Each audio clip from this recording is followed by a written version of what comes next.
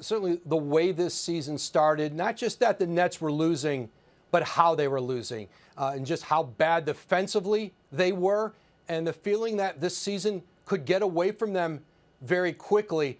And so certainly I think even from the offseason coming into this year, Steve Nash had to get off to a good start. I think a big part of it is the fact that Ben Simmons has yet, when he's been out a couple games now with this left knee, but when he's played, he's not been impactful. And without him really impacting this lineup, you know, what you're seeing is a defense that's at the very bottom of the league. And I think Sean Marks alluded to it, the fact that I think his voice was not being heard. And I think Steve Nash agreed with it.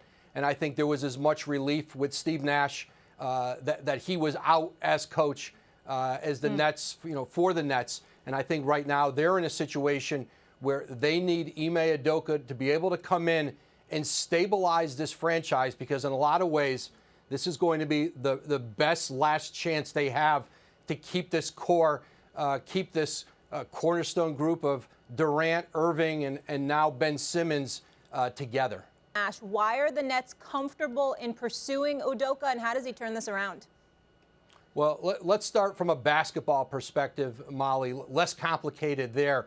Okay. He was on this Nets staff 2 years ago with Steve Nash, with Irving, with Durant. Before he went to Boston, he coached Ben Simmons in Philadelphia for a year. He's got a relationship with Sean Marks back to their days in San Antonio, and so that relationship is a significant part of this. I think it's Udoka's presence, his leadership.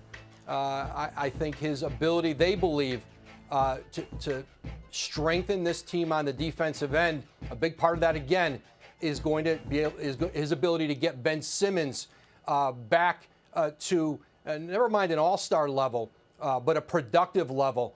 But certainly, the questions are much bigger, and there's no question there's risk bringing Ime Udoka in with that suspension in Boston. What played out there in the preseason, the offseason with the Celtics. Two factors that the Nets are vetting, and two main elements of that independent report that the Celtics did, I'm told, and we had reported on this back at the end of September, the improper relationship with a subordinate.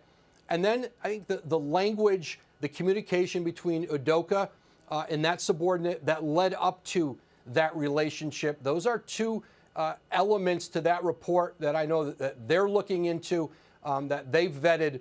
And I think for the Nets, I think having the history with Udoka is a significant part, I think, of their confidence that he can be a stabilizing force, not just for the team, but the organization, that he's not going to put them or himself in that position again. But given all that's gone on in Brooklyn, given how recent that suspension was in Boston, there's no question that the hiring comes with risk for the Nets.